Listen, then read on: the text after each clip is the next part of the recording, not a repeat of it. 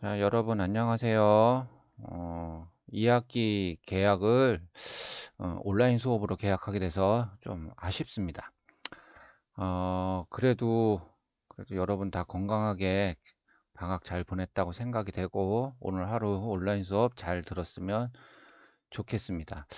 어, 지금 이제 우리가 중간고사 계약하자면서 무슨 중간고사라는데 중간고사 기간이 되게 짧아서 몇 주 안 되거든. 그래서 진도를 천천히 나가면 안 돼. 그래서 오늘 좀 진도를 좀 많이 나갈 거고, 계약부터 이렇게 해서 미안해. 그래도 진도는 나가야 돼. 음, 어, 온라인 때 좀 많이 나가고, 그 다음에 여러분 등교 수업할 때는 활동 수업 좀 많이 해야지. 여러분 생기부 쓰는 것도 생기부 작성하는데 더 도움이 된다고 선생님이 판단이 되기 때문에 온라인 때는 좀 진도를 좀 나가도록 하겠습니다. 지금 여러분들을 화면에 보고 있는 이 프린트는 여러분들이 등교할 때 수업 시간에 다 나눠줄 예정입니다.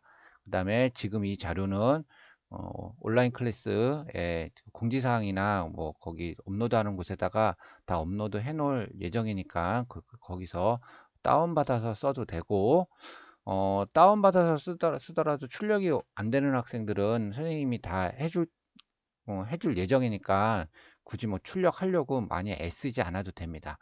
이제 본격적으로 진도를 나가겠습니다. 오늘 진도 나갈 거는 세계 식량 자원 단원 파트부터 나가겠습니다. 원래는 우리가 지금 나가야 되는 게 어디냐면 어, 음, 여기 세계도시 등장과 세계도시 체계 요 부분을 먼저 나가야 되는데, 이 부분은 조금 설명할 것도 많고 이런 선생님이 그래프 같이 그려가면서 생각해야 될 게 많이 있기 때문에 이 부분은 온라인으로 하기 좀 곤란할 것 같고요. 요거 말고 지금 여기 세계 식량 자원하고 세계 주요 에너지 자원 요 파트는 선생님 설명보다는 자료 소개가 훨씬 더 많습니다. 그래서 자료 소개하는 내용이 훨씬 더 많기 때문에 온라인 강의 내용으로 하는 게 이 부분은 오히려 더 훨씬 더 유리할 수도 있다 판단이 됩니다. 그래서 일단 여기 오늘 그 세계 식량 자원부터 이제 진도를 나가도록 하겠습니다. 세계 식량 자원, 식량 자원이 뭔지는 다 알겠죠? 먹는 거, 먹는 거. 의미, 식용이 가능하며 인간이 생존하는 데 필요한 각종 영양소를 공급하는 거, 많이 먹는 거죠. 어, 자, 일반적으로 이제 세계 3대 식량 자원은 쌀, 밀, 옥수수 요렇게 세 가지를 칩니다. 세 가지. 이게 곡물 자원으로 곡물 자원. 쭉 이제 내용을 보면 쌀, 밀, 옥수수 내용을 보면 쌀, 밀, 옥수수 등의 곡물 자원, 그다음에 돼지고기, 소고기, 양고기, 닭고기 등의 육류 자원, 그다음 뭐 수산물, 임산물, 인산물이란 거는 그 산에서 나는 열매 뭐 이런 것들 다 말하는 겁니다. 선생님 지금 선생님 이게 글씨를 많이 못 써. 왜냐면 그 펜을 학교에 두고 왔거든. 선생님 지금 이제 계약하기 전에 집에서 미리 녹화를 하고 있는 건데 영상을 만들고 있는 건데 펜을 많이 안 가져와 갖고 펜을 안 갖고 와서 노트북만 들고 와 갖고 내가 글씨 쓰는 게 조금 좀 그래. 마우스로 쓰는 게 좀 한계가 있더라고. 그래서 가급적이면 필기 안 하고 이제 밑줄 같은 걸로 이제 대체하려고 합니다. 네, 계속해서 볼게요. 이런 것들이고, 이런 것들이고, 세계 식량 자원은 농업 기술 발전과 육류 생산 증가에 따른 사료 곡물 수요 증가 등으로 인해 늘어나고 있다. 그러니까 이게 선생님이 두서없이 말한 것 같은데, 식량 자원 생산량 자체는 증가하고 있습니다. 왜 증가하느냐? 식량 자원 생산량이 증가한다. 어떻게 증가하느냐? 농업 기술이 발전했고, 그다음에 육류 생산량이 증가했습니다. 아, 또 특히 곡물 같은 경우는 사료용 곡물 작물을 더 많이 재배해 갖고 되게 많이 늘어나고 있습니다. 그래서 곡물 자원은 생산량은 옥수수가 제일 많습니다. 옥수수가 생산량이 1등이고 그다음에 재배 면적은 밀이 제일 많이 있습니다. 요거 좀 잘 좀 해볼까요? 좀 해보면 생산량 1등은 옥수수, 그다음에 재배 면적 1등은 밀입니다. 음? 그래서 여기 이제 내용을 보면 요 그래프로 봐도 나오죠. 그 생산량과 재배 면적 보면 생산량은 옥수수가 제일 많죠. 옥수수가 1등이죠. 생산량. 생산량은 옥수수가 1등입니다. 옥수수가.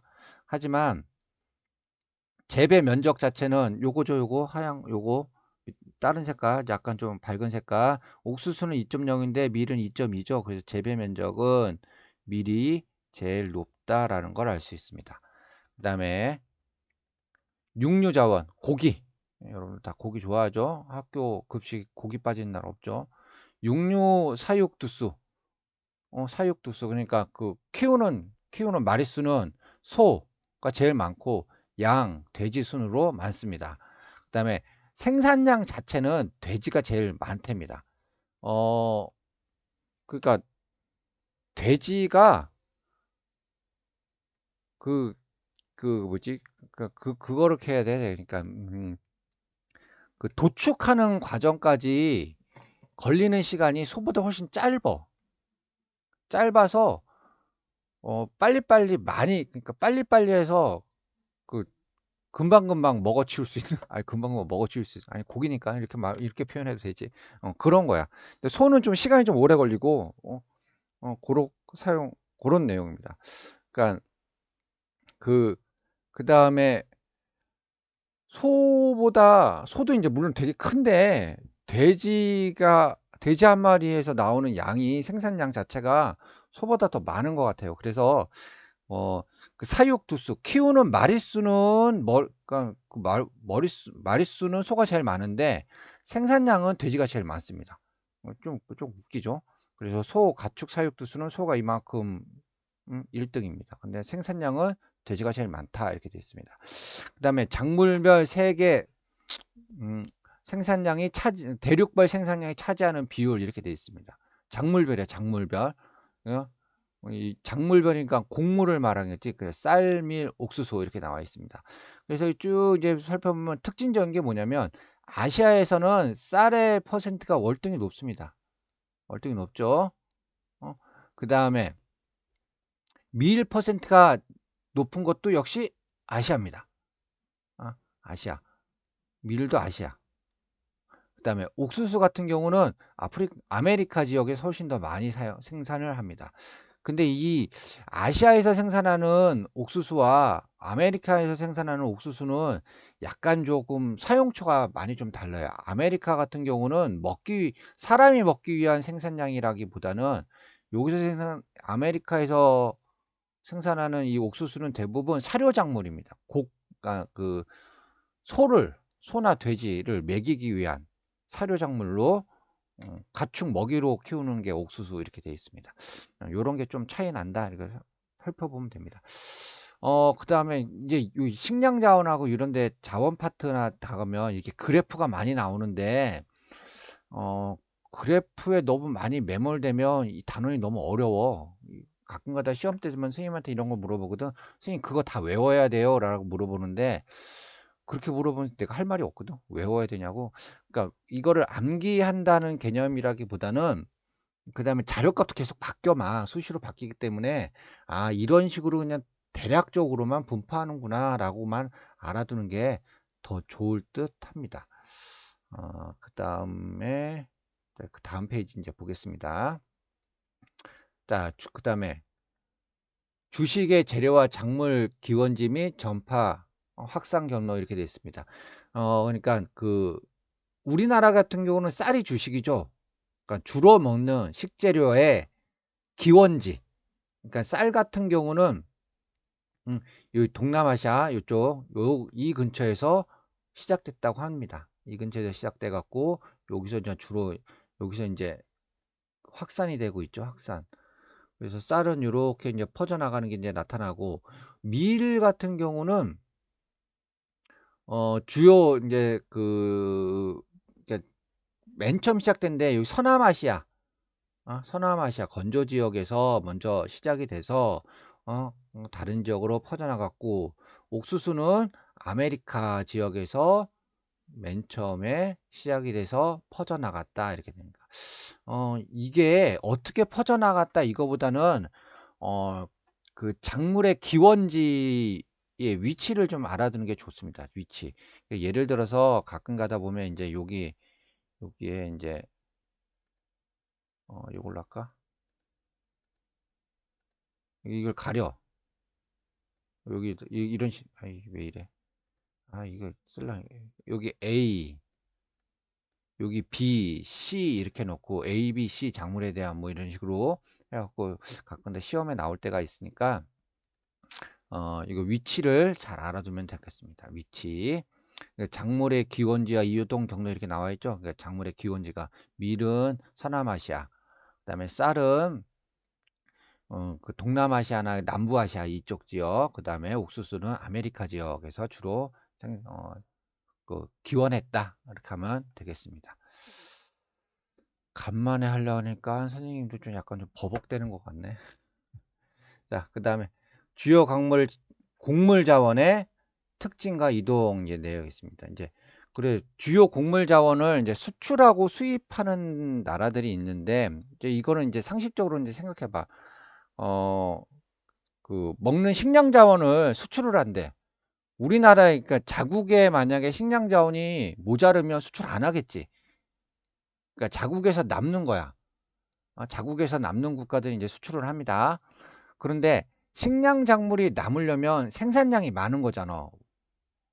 사용량보다 생산량이 월등히 많은 거야. 그래야지 남는 거지. 그러면 이 곡물, 그러니까 그 식량 곡물의 쌀이나 밀 같은 거의 특징은 뭐냐면 공장에서 찍어내는 게 아니야. 땅 위에서 작물을 키워갖고 생산을 해내는 겁니다. 그 다음에 뭐 핸드폰이 뭐 몇 분 만에 한 대씩 나온다 이런 것처럼 뭐 쌀이 몇 분마다 하나씩 나온다 이런 게 아니지. 쌀을 하나 키우려면 씨를 뿌리는 시기, 그다음에 그 생육 자라게 하는 시기, 그다음에 수확하는 시기, 그래서 몇 달에 걸쳐서 기간이 필요해. 그래서 그런 것들을 감안해 보면 수출국은 주로 국토 면적이 넓고 인구 대비 경지 면적이 넓은 국가. 그러니까 먹는 사람은 적은데 작물 키울 땅이 많은데 그런 데서 이제 주로 수출을 합니다. 그래서 대표적인 게 미국이나 캐나다 같은데, 그래서 또 자세히 살펴보면 아메리카와 유럽, 오세아니아 등에서는 상업적 농업이 발달하였으며 이렇게 되어 있습니다. 상업적 농업이 무슨 소리일까요? 상업적. 내가 먹기 위해서 하는 농업이 아니고 내다 팔기 위해서 하는 농업. 돈을 벌기 위해서 하는 농업. 그러니까 그걸 상업적 농업이라고 합니다. 내가 먹기 위해서 하는 농업은 뭐라 그래? 자급적 농업이라고 하죠. 그래서 아메리카, 유럽, 오세아니아 같은 곳에서는 상업적 농업이 발달해서 많은 양의 곡물을 생산하고 수출하고 있다. 이렇게 되어 있습니다. 자, 그 다음에 수입국. 인구가 많고 먹을 사람이 많고 인구 대비 경지 면적이 좁은 국가. 중국이나 일본, 우리나라도 좀 많이 수입하고 있죠. 그래서 아시아는 많은 인구와 경제 성장으로 곡물 수요가 많아 곡물 수입량이 수출량보다 많다 이렇게 되어 있습니다. 그러니까 수입이 더 많은 데야. 그다음에 아프리카 같은 경우는 낮은 농업 기술력, 가뭄, 내전, 그러니까 농작물을 키우는 기술이 적고, 그다음에 가뭄이 들어서 잘 자라지 않고, 전쟁이 나서 그, 그 농사지을 그런 환경이 안 되는 거야. 그래서 곡물 생산량이 부족하여 곡물 수입량이 수출량보다 많다 이렇게 되어 있습니다. 그래서 대륙별 곡물 생산량 이렇게 나와 있는데, 요 내용을 보면 이제 그 생산량 보면 역시 제일 많은 데가 쭉 보면 요 맨 끝에 보면 이제 여기가 제일 많죠. 아시아가 생산량이 제일 많죠. 아시아의 생산량이 제일 많습니다. 아시아의 생산량. 그런데 아시아는 수출하는 양보다 수입하는 양이 훨씬 더 많습니다. 왜? 인구가 많어. 그 다음에 아시아 지역의 경제 성장을 해갖고 그 사람들이 더 많이 먹기 시작한단 말이야. 곡물 수요가 많아. 그래서 수입량이 수출량보다 많게 된다. 이런 식으로 나타나게 되는 겁니다. 그래서 이제 그 지도를 보면 요런 데들은 이렇게 그 검정색, 회색으로 이렇게 색깔로 이렇게 표시된 데는 수출이 많은 데입니다. 수출. 반면에 이 선이 그어져 있는 데는 수입이 더 많은 데입니다. 그래서 이제 살펴보면 아시아 같은 거, 중국을 포함한 여기 아시아 지역, 그다음에 아프리카 지역 같은 경우는 주로 수입이 많고, 어, 그 다음에 여기 미국이나 캐나다, 어, 그 다음에 그 오세아니아 이쪽 지역 같은 경우는 수출이 훨씬 더 많게 됩니다. 그래서 그 그래프를 봐도 오세아니아는 호주를 비롯한 오세아니아는 수출이 더 많고, 유럽도 마찬가지로 수출이 훨씬 더 많습니다. 유럽 같은 경우는 유럽도 어, 수출량이 더 많고, 어, 음, 아메리카는 수출량이 월등히 많죠. 그러니까 아시아하고 아프리카만 수입량이 훨씬 더 많습니다. 근데 그 중에서 아시아와 아프리카를 또 나눠서 따져본다면, 그 아프리카는 수출량이 정말 조금이고, 그 다음에 아시아는 수출량이 아프리카보다는 조금 많이 있죠. 요런 분포를 보이고 있습니다. 선생님이 이거를 보면서 특별하게 설명할 게 없는 게 뭐냐면, 현재 분포 상황이 이렇게 되어 있어. 분포 상황이 이렇게 되어 있어 갖고 여러분들이 그래프를 자주 봐 갖고 그래프의 형태를 좀 파악하거나 그래프의 특징을 좀 파악하는 게 훨씬 더 낫습니다. 이게 별다른 설명이니까 왜 아시아에서는 수출보다 수입을 더 많이 하나요? 약간 요런 내용뿐이 없는 거야. 특별한 큰 이유가 없어. 생산량보다 먹는 양이 많으니까 뭐 수입해야죠 뭐. 굶을 수는 없잖아. 그런 내용입니다. 그다음에 이제 교과서에 나와 있는 곡물 메이저 같은 내용 이제 살펴보겠습니다. 곡물 메이저라는 게 뭐냐면 세계 곡물 유통 시장을 독점하고 있는 몇몇 다국적 기업을 말합니다. 다국적 기업. 그다음에 이들의 교육량은 전 세계 곡물 시장의 약 80% 이상을 차지합니다. 어? 그다음에 그다음에 이 기업 같은 경우는 곡물 자원의 생산, 유통, 가공에 이르는 전 과정을 다 담당하고 있고, 최근에는 이제 이런 기업들을 통하지 않으면 국제 거래가 어려울 정도로 메이저 곡물 회사들이 이런 것들을 다 관리를 하고 있습니다. 이 곡물 메이저 이렇게 하니까 여러분들이 낯설게 여기는데, 여러분 스위트오 바나나 들어봤죠? 돌. 요런 거. 그다음에 썬키스트 막 이런 회사 이름. 이게 이런 회사들은 전부 다 그 농업 메이저 회사들을 말합니다. 그러네. 선생님이 이제 이 곡물 메이저보다 여러분들이 좀 친숙하게 잘 알고 있는 과일 종류 회사 이름을 자꾸 댔는데, 그렇게 이해해도 돼요. 이제 그런 식으로 이제 전부 다 그 메이저 회사들이 거대 자본으로 세계 곡물 생산과 유통 같은 것들을 이제 관리를 좀 많이 하고 있습니다. 이런 곡물 메이저의 긍정적 기능도 있는데 뭐냐면, 농업 생산력 증대와 농업의 세계화에 기여를 합니다. 그러니까 이 곡물 메이저는 가장 최적의 장소에서 그러니까 해당 작물에서, 그러니까 예를 들어서 바나나가 제일 잘 자랄 수 있는 장소를 찾아서 거기서 바나나 재배를 하는 거야. 자본을 막 투자를 해서 효율적으로 보다 많이 생산하고 이런 식인 거야. 그다음에 여기서는 기업적으로 이제 그 농장을 운영하기 때문에 거대한 농장에서 곡물을 생산합니다. 그래서 생산성이 굉장히 높습니다. 그다음에 농업 세계화에 기여를 합니다. 그러니까 자국에서만 생산하는 게 아니고, 이 작물이 어떤 나라의 어떤 지역에서 가면 생산이 잘 될 것 같다 그러면 거기에다가 대규모로 농장을 만들어서 하는 겁니다. 그다음에 단기적으로 농업 기술을 향상시킵니다. 그다음에 그 지역의 일자리 창출 효과를 발생하기도 합니다. 이건 이제 긍정적인 건데, 이제 부정적인 기능은 뭐냐면, 어 만약에 이제 우리나라에서도 바나나가 나온다 뭐 어쩐다 그러는데, 그 메이저 회사가 바나나 가격을 확 높여 버리면 우리는 비싼 가격에 바나나를 먹을 수밖에 없습니다. 그렇죠? 근데 하물며 인제 밀이나 쌀 같은 경우를 인제 메이저 회사가, 거대 회사가 다 장악을 하게 되면 그 회사가 쌀값을 올리면 죽지 않으려면 어떻게 먹어야 될 거 아니야. 음. 그래서 고런 내용들입니다. 그래서 세계 각국의 식량 자급률을 떨어뜨리고 한 국가의 경제에 위험을 초래할 수도 있다라는 게 이제 부정적인 기능입니다. 이제 개별적으로 인제 각각의 인제 작물에 대해서 인제 하나씩 확인을 하도록 하겠습니다. 인제 쌀, 우리 좀 가장 친숙한 쌀부터 보겠습니다. 쌀. 기원지 중국 남부 및 동남아시아지요. 중국 남부 및 동남아시아죠. 아까 글씨는 이쯤에 있었죠. 이쯤이라고 생각해도 됩니다. 이쯤, 이쯤. 재배 조건. 성장기에 고온 다습하고, 그러니까 이게 재배 조건은 어떻게 생각하면 되냐면 우리나라 날씨를 생각하면 됩니다. 봄철에 모내기 하죠. 모내기 하죠. 그다음에 여름철에 이제 벼가 자랍니다. 쌀이 자라. 어, 근데 우리나라 여름철은 어떻게 해요? 고온 다습하죠. 되게 온도가 높고 습도가 높죠. 어, 그다음에 수확기에 건조한 기후. 가을 되면 이제 비가 좀 적게 오기 시작하잖아. 그다음에 충적 평야, 이게 넓은 평야가 재배에 유리하다. 네, 그래서 주요 재배지 같은 경우는 아시아의 계절풍 기후지요.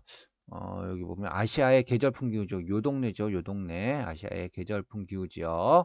어, 이 아시아의 계절풍 노동 기후, 아시아의 계절풍 기후 지역 같은 경우는 가족 노동력 중심의 자급적 영농이 주로 대표적으로입니다. 그러니까 자기들이 만들어서 자기들이 먹는 겁니다.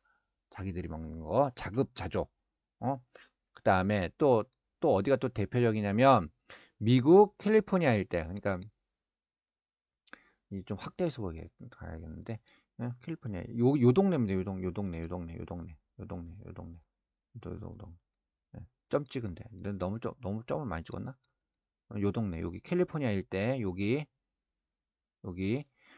그 다음에 브라질 남부 요 동네, 요런 동네에서 주로 많이 생산이 됩니다. 근데 여기는 구대륙, 요쪽 동네는 여기는 다 구대륙이라 그러죠. 여기를 구대륙이라 그러고, 어 요렇게를 신대륙이라 그러죠. 이제 요렇게 신대륙. 이 구대륙에서는 보통 일반적인 농업 형태가 자급적 농업입니다. 자급적 농업. 신대륙 같은 게 이런 데서는 이제 일반적으로 상업적 농업, 내다 팔기 위한 농업을 많이 합니다. 그러니까 인구 밀도는 적고 땅은 많고, 그래서 거기다가 거대하게 농장을 만들어서 작물을 재배한 다음에 내다 팔기 위한, 수출하기 위한 그런 데입니다. 우리나라에 미국 쌀 들어와 있나요? 들어와 있습니다. 마트에 있습니다. 막. 근데 거기에다가 미국 쌀 이렇게 그게 나오는 게 아니고, 쌀 이름이 뭐 아름다운 미 이런 식으로만 이렇게 돼 있어. 그래서 이제 미국 쌀 이렇게 표현 안 하고 이렇게 나와 있습니다. 가격은 좀 국내산보다 좀 그렇게 많이 차이가 많이 안 습니다. 왜냐하면 관세가 많이 붙어서 우리가 들어올 때 세금을 많이 붙여서 그런데, 그래도 국내산보다는 약간 좀 싸게 취급이 되기도 합니다. 그다음에 쌀의 특징은 단위 면적당 생산량이 많아 인구 부양력이 굉장히 높습니다. 인구 부양력 우리 어 지난 시간에 했는데 기억이 날렸는지 모르겠다. 인구를 지지할 수 있는 능력. 인구를 먹여 살릴 수 있는 능력이 되게 높다. 단위 면적당 생산량이 굉장히 많습니다. 그래서 전통적인 벼농사 지역은 인구 밀도가 굉장히 높습니다. 그래서 여기 동남아시아 및 계절풍 기후 지역, 우리나라를 비롯해서 전부 다 인구 밀도가 되게 높죠. 그다음에 아시아 계절풍 기후 지역은 생산지에서 주로 소비가 됩니다. 여기서 쌀을 많이 생산하는데 생산한 양을 거기다 자기들이 먹습니다. 그렇게 생각하면 돼. 그래서 이제 보면 여기 보면 이제 인도 같은 경우는 어? 생산 비중도 높고 수출 비중도 높고 어? 이렇게 됩니다. 그 다음에 어떻게 보냐, 이 타이 같은 경우는, 타이는 태국이죠. 태국 같은 경우는 1년에 벼농사를 3번에서 4번까지 지을 수 있습니다. 그러니까 수출량이 그래서 많죠. 생산량이 많고. 이러니까. 그러니까 국가별 생산 비중은 거의 대부분이 어디니? 동남아시아, 계절풍 기후 지역이죠. 그 다음에 수출을 할 때도 보면 주로 동남아시아 지역인데 좀 특이하게 미국이 수출하고 있죠. 이런 특징이 보이고 있습니다. 근데 이걸 이제 보면, 여기 이제 보면 이제 다음 장 보면 이제 쌀 있고 이제 밀 나오거든. 그 다음 장 보면 옥수수가 이렇게 나와. 근데 세 개를 이제 지도를 비교해 봤을 때 이게 쌀이냐 밀이냐 옥수수냐라고 했을 때 판단 기준은 뭐냐면 요 동네 계절풍 기후지역에서 주로 재배를 하고 있다라고 하면 쌀입니다. 요게 판단 기준이 요거야. 그다음에 여기 지금 나와 있는 국가별 수출 비중하고 국가별 생산 비중, 이거 선생님이 이거 수능 특강에 있는 거 갖고 와 있는데 우리 교과서에 있는 거랑은 조금 차이가, 자료 차이가 좀 있어. 그다음에 이 수능 특강도 작년 거랑 올해 거랑 또 달라. 그래서 이거 그 국가별 생산이 1등이 어느 나라고 2등이 어느 나라라고 하는 거를 여러분들이 2학년 때 이거를 굳이 뭐 공부해서 암기할 필요는 없는 것 같습니다. 이건 아닌 것 같아. 이건 아닌 것 같고 1등 2등 이런 거보단 선생님이 있으니까 그냥 자료를 넣어놨는데, 중요한 포인트는 뭐냐면 쌀은 계절풍 기후 지역에서 주로 생산한다. 그 다음에 미국 캘리포니아하고 브라질 같은 데서 수출한다. 수출한다. 이렇게 생각하면 돼요. 주요 재배 지역. 이렇게 생각하면 됩니다. 다음 거 이제 보겠습니다. 이제 밀을 보겠습니다. 기원지. 밀의 기원지. 서남아시아의 건조한 기후지역. 서남아시아의 건조한 요 동네입니다. 요 동네. 건조한 기후지역에서 주로 나왔습니다. 밀은 쌀하고 좀 다르게 건조하거나 기온이 낮아도 재배가 잘 됩니다. 그래서 재배 조건을 보면 기후 적응력이 커서 비교적 기온이 낮고 건조한 기후 조건에서 잘 자란다. 그래서 세계 여러 지역에서 밀이 많이 생산되고 있습니다. 밀이 많이 생산되고 있어. 그래서 중국의 화북 지역, 인도 펀자브 지역, 펀자브 지역 요런데, 예, 역시 여기 구대륙이죠. 구대륙이니까 자급적 농업. 그다음에 신대륙, 미국, 캐나다, 오스트레일리아, 호주, 머린강, 달린강이 있는데 여기는 기계화된 영농 방식으로 상업적 농업 이렇게 돼 있죠. 그러니까 아까도 표시했지? 요렇게를 이제 보통 신대륙이라 하죠. 신대륙이라고, 요렇게를 구대륙, 아시아와 아프리카, 유럽을 구대륙을 했을 때 구대륙에서는 일반적으로 자급적 농업, 신대륙에서는 일반적으로 상업적 농업 요렇게 하는 게 좋습니다. 밀은 국제 이동량이 가장 많습니다. 국제 이동량이 가장 많고 단위 면적당 생산량은 옥수수와 쌀에 비해서는 좀 적습니다. 특히 신대륙에서 구대륙으로의 국제 이동량이 굉장히 많은 작물입니다. 우리나라는 밀 소비량 굉장히 높죠. 우리나라 같은 경우 요즘은 여러분 면 요리를 되게 좋아하잖아, 사람들이. 그래서 면 요리를 좋아해서 밀의 소비량이 되게 많은데 대부분 다 수입이야, 우리는. 그다음에 이제 밀 같은 경우는 그 여러 나라에서 많이 소비가 됩니다. 그러니까 쌀은 세계적으로 봤을 때 쌀보다는 밀의 소비량이 훨씬 더 많습니다. 밀 소비량이 훨씬 더 많어. 그래서 이제 밀 소비량은 많고 또 사람들이 많이 소비량이 많다는 걸 많이 찾는 거잖아. 그 다음에 여러 나라에서 주식이야. 쌀보다는 밀이 주식인 나라가 쌀이 주식인 나라보다 더 많이 있습니다. 그러다 보니까 밀이 더 많이 필요해. 그런데 이 밀이란 놈이 그 곡물이잖아, 식물이잖아, 식물. 그래서 수확을 하려면 1년에 2번 할 수 있는 나라가 있는가 보면 1년에 한 번뿐이 안 되는 나라. 그러니까 두 번 할 수 있는, 밀은 두 번 할 수 있는 나라가 거의 없구나. 밀은 1년에 한 번 수확하는데 자국에서 수확을 딱 했어. 그걸로 모자르면 어떻게 돼? 수입을 해야 되는 거죠. 그 다음에 또 밀은 여기 보면 기후 적응력이 크다 그랬잖아. 요거 커갖고 여러 지역에서 재배해야 됩니다. 그래서 이제 요 옆에 나와 있는 게 뭐냐면 밀 수확 칼렌더라는 거야. 그래서 브라질, 아르헨티나, 오스트레일리아, 칠레 같은 나라에서는 11월에서 2월, 그러니까 북반구가 겨울일 때 수확을 하죠. 그 다음에 봄철에 수확할 때, 북반구 한참 여름일 때 수확할 때, 이렇게 수확 시기가 다 다르단 말이야.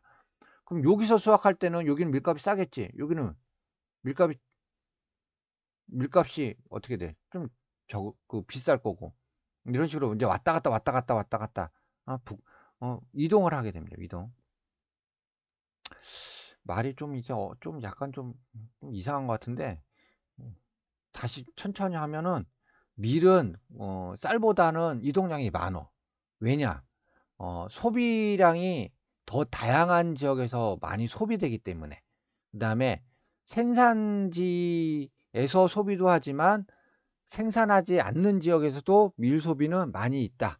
그래서 밀은 많이 국제 이동이 굉장히 많다. 이렇게 되는 겁니다. 국제 이동량이 가장 많습니다. 가장 1등이야. 그래서 이제 아까도 얘기했듯이 요 지도 보는 방법은 이렇게 신대륙 쪽에서 구대륙 쪽으로 많이 이동한다. 그러면 국가별 수출 비중과 생산 비중은 이런 식으로 나타난다. 라는 것만 이제 확인만 하면 되겠습니다. 그래. 빨리빨리 해야지. 되지, 이제. 자, 그 다음 세 번째. 옥수수. 옥수수. 우리나라는 옥수수를 주로 어떤 식으로 사용하냐? 간식이죠, 간식. 옥수수가 우리나라 같은 경우 옥수수가 주식이 잘 안 되지. 북한은 잘 모르겠다, 근데. 우리는 옥수수가 주식은 아닙니다. 주식은 아니고 이제 간식처럼 소비되는데, 이제 이게 조금 다릅니다, 좀. 그래서 이제 하나씩 살펴보면, 기원지는 아메리카죠. 아까 위에 있는, 거기 자료에서 보면 옥수수는 기원지가 여기가 됐었죠. 여기 좀 아메리카 지역에서 기원합니다. 재배 조건은 기후 적응력이 커서 다양한 기후 지역에서 재배가 됩니다. 그 다음에 옥수수 품종 개량을 해갖고 진짜 옥수수 좀 많이 열립니다. 주요 재배 지역은 미국, 중국, 브라질, 아르헨티나 이런 식으로 되어 있는데, 특징이 뭐냐면 요거 좀 잘 알아도,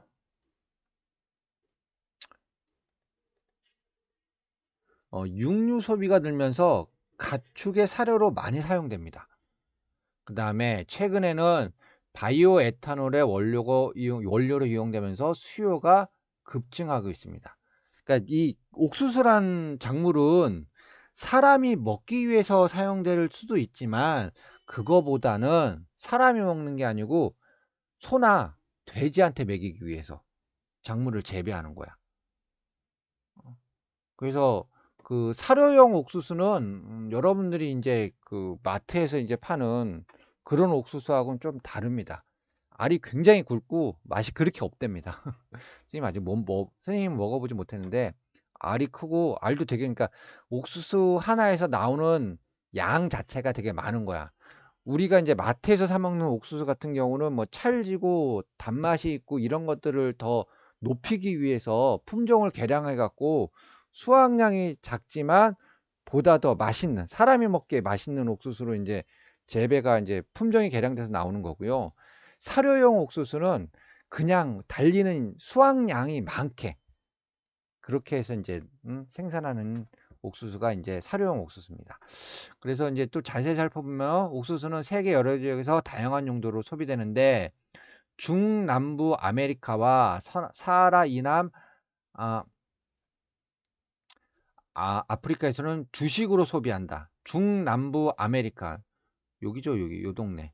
요 동네에서는 이제 요 동네하고 요 동네에서는 주식으로 소비한다, 이렇게 되어 있습니다. 그럼 옥수수를 주식으로 소비한다? 옥수수 맨날 먹네요. 그러니까 옥수수를 알갱이만 깐 다음에 가루를 내죠. 가루를 낸 다음에 그걸로 이제 반죽을 해서 빵을 만들어 먹거나 그렇게 합니다. 그래서 여러분들이 좀 친숙한 그 옥수수로 만든 그 음식이 또띠아. 또띠아 같은 거는 주로 옥수수로 이제 그걸 만든 건 좀, 물론 밀 또띠아도 있는데 옥수수 또띠아 이런 식으로 하는 거죠. 그 다음에 미국, 유럽, 선진국에서는 옥수수를 주로 가축 사료로 소비합니다. 왜냐하면 그 고기가 옥수수보다는 훨씬 더 비싸게 팔릴 수 있잖아. 훨씬 더 비싸게 팔리니까, 소비할 때 이득이 훨씬 더 많이 남으니까. 또 미국에서는 옥수수를 바이오 에탄올을 생산하는 에너지원으로 소비하는 양이 많아지고 있다. 이렇게 됐습니다. 바이오 에탄올이란 거 뭐냐면 옥수수, 사탕수수, 수수, 보리 요런 것들을 추출해서 이 포도당을 발효해 갖고 기름에 첨가하는 그 보조 연료로 만듭니다. 그래서 기름에 추가해서 하면은 이제 기름 대체 용품으로 인제 하는 거야. 인제 불을 붙여 갖고 살 수 있으니까. 장점 같은 경우는 이렇게 바이오 에탄올을 사용하는 그러니까 식량 작물을 이용해서 그 에너지 자원을 만드는 거는 고갈되는 화석 연료와 달리 곡물 재배를 통해 안정적으로 연료를 얻을 수 있다는 장점이 있지만, 단점은 원래는 밀을 재배해야 되는 장소에다가 자동차 기름을 재배한다 이렇게 생각해 봐. 그러면 식량이 어떻게 될까? 모자르겠죠? 식량이 모자르면 어떻게 돼? 가격이 올라가겠죠? 그래서 곡물 가격 상승으로 식량 자원 가격 상승을 초래할 수도 있습니다.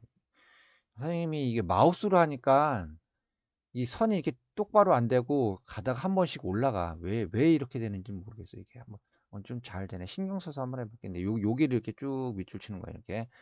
응? 자, 이제 그 다음 거 이제 보겠습니다. 이제 요거는 이제 우리 교과서에 있는 자료들입니다. 자료들.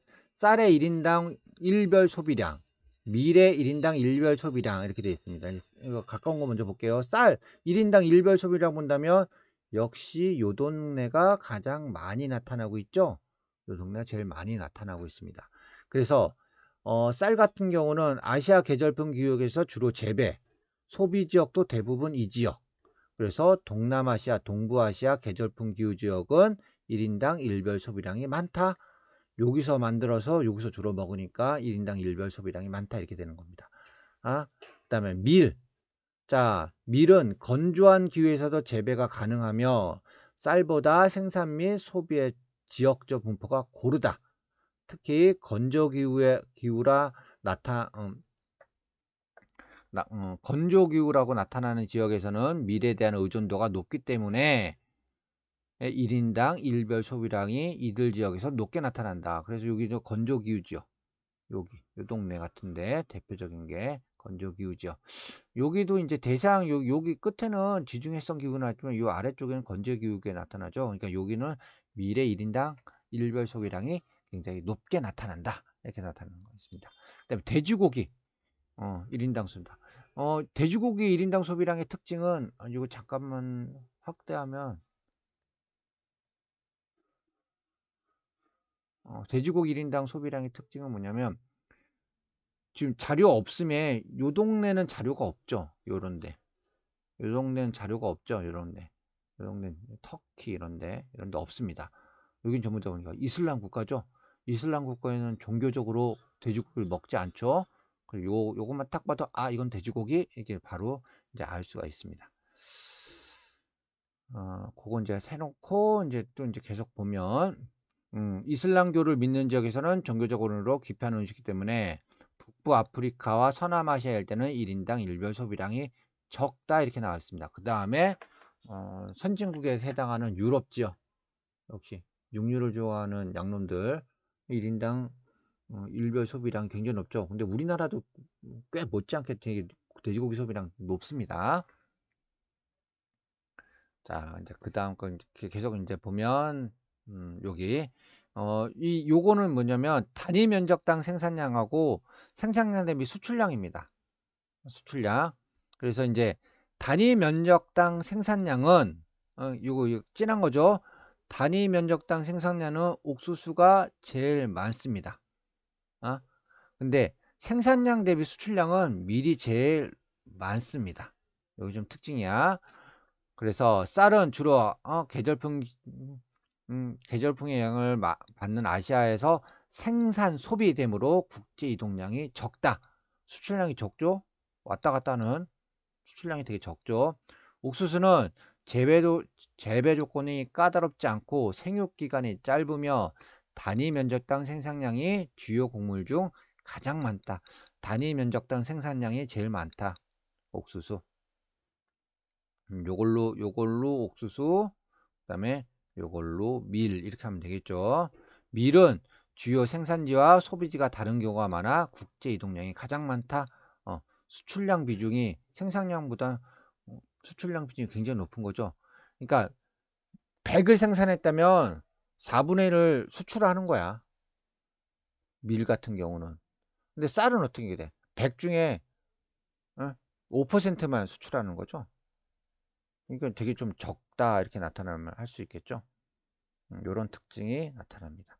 그래서 이제 밀은 그 수출량이 많으니까 국제 이동량이 많은 거야. 국제 이동. 쌀은 수출량이 적으니까 국제 이동량이 적은 거고.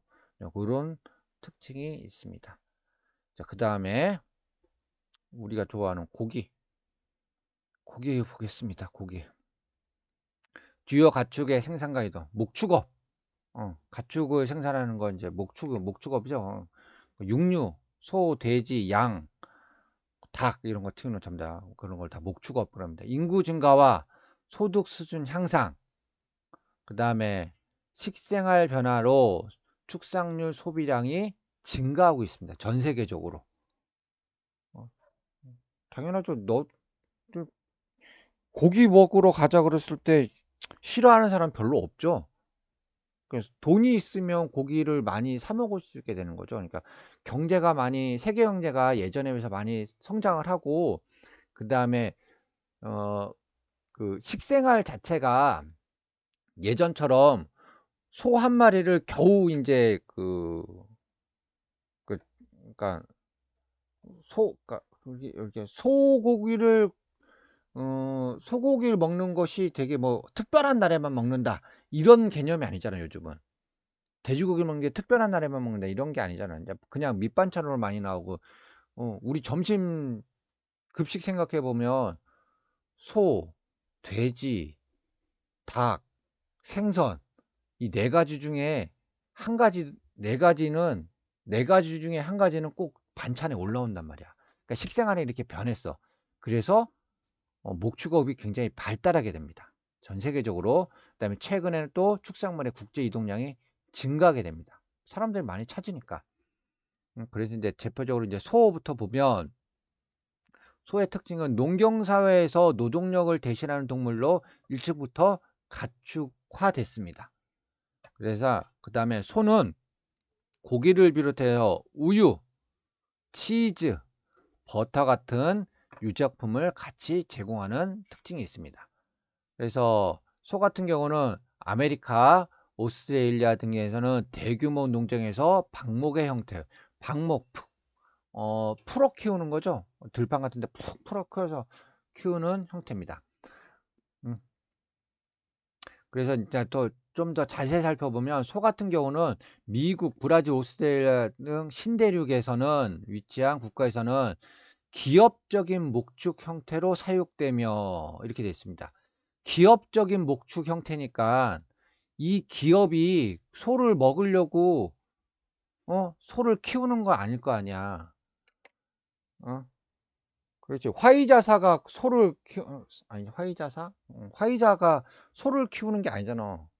화이자가 소를 키우는 뭐 화이자사가 우리 그 화이자 임직원을 먹이기 위해서 소를 키운다 그런 게 아니잖아. 기업적으로 목축을 한다는 의미는 뭐냐면 회사가 그렇게 소를 키운 다음에 내다 팔기 위해서 하는 거잖아.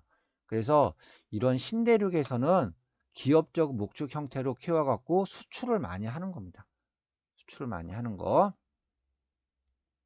그다음에 형태로 사육되고 소고기는 주로 아시아, 러시아 등으로 많이 이동을 한다 이렇게 되어 있습니다. 아시아나 러시아 지역으로. 그래서 여기 보면 이제 요런 데서 사육된 소가 유럽이나 러시아 이런 동네로 많이 가고 있죠. 우리나라에 들어오는 소는 이제 호주산 소 많이 들어오고 있죠. 물론 이제 이렇게 오는 것도 있지만 요즘은 이거를 교과서에 실기는 좀 뭐하겠죠. 그다음에 돼지. 유목 생활에 적합하지 않기 때문에 정책 생활을 하는 지역에서 주로 사육이 됩니다. 그다음에 번식력이 굉장히 강합니다. 그러니까 소를 새끼 나면 한 마리 낳고 막 이러는데 돼지는 한 마리 낳는 게 아니지. 여러 마리를 막 한꺼번에 확 낳잖아. 그리고 얘네들이 석 달, 넉 달만 잘 키우면 이제 도축할 수 있는 형태까지 자라게 되거든. 그러니까 회전력이 되게 빠르는 거야. 그래서 사육 두수는 작지만 생산량이 많은 거야. 그다음에 유럽과 아시아 등지에서 사육되지만 돼지고기를 금기시하는 이슬람 신자 비중이 높은 유럽과 아시아에 이제 여기서 주로 사육이 돼. 근데 이게 좀 이게 좀 선이 좀 똑바로 됐으면 좋겠다. 돼지고기를 금기시하는 이슬람교 신자 비중이 높은 서남아시아, 북부 아프리카에서는 거의 사육되지 않는다 이렇게 돼 있습니다. 그래서 여기 동네는 돼지에 점이 찍혀져 있는 게 하나도 없죠. 이걸만 봐도 이거는 돼지 이렇게 하면 됩니다. 여기는 어떨까요? 간혹가다 여기 좀 있잖아. 좀 자세히 살펴볼까? 여기 이렇게 점이 찍혀져 있는데 여기 점이 없죠. 아예 거기 없죠. 이런데 살펴보면 있습니다. 또 돼지고기는 유럽 내에서 여기 보면 좀 선생님 좀 키워볼까? 확대해서 좀 볼게요. 이게 우리 교과서에 있는 지도입니다. 여기선 지들끼리 생산하고 지들끼리 소비하고 왔다 갔다 왔다 갔다 왔다 갔다 왔다 갔다 하죠. 뭐 이런 합니다. 그 다음에 중국의 돼지 사육수 엄청나죠. 뭐 중국 요리 생각하면 돼지고기 많이 들어가 있잖아. 그런 거 생각하면 됩니다. 소랑 좀 특징적인 게 닮으면 호주에서는 소 수출을 해도 호주에서는 소 수출 안 하죠. 이런 특징, 이런 것들 이제 좀 볼 수 있습니다. 양, 고기, 그다음에 젖을 얻기 위해서 사육되며 이것뿐만 아니라 양털 수요가 증가하면서 공업 원료로서의 가치도 높아지고 있다 이렇게 되어 있습니다. 어, 그 뭐지 갑자기 어구 부추, 그래, 어구 부추, 양털 부추 이런 것들 공업 원료. 그다음에 양은 기후 정령이 높기 때문에 건조한 지역에서도 사육이 적합하다 이렇게 되어 있습니다. 그다음에 이슬람 지역에서도 양고기 많이 먹죠. 그래서 여기 많이 막 뭐가 점찍혀져 있다 그러면 그건 양일 거야. 양. 이거 우리 교과서에 지도가 없어갖고 선생님이 여기 프린트에 넣지 않았는데 요런 데 막 점이 찍혀져 있으면 양입니다.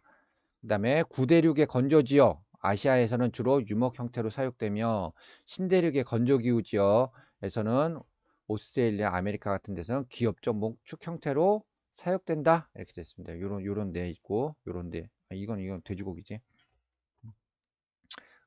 그다음에 중국, 오스트레일리아, 인도, 이란 내에서도 양의 사육 이란에서도 그러니까 그 이슬람 지역에서도 양고기의 사육 도수는 굉장히 많이 있습니다.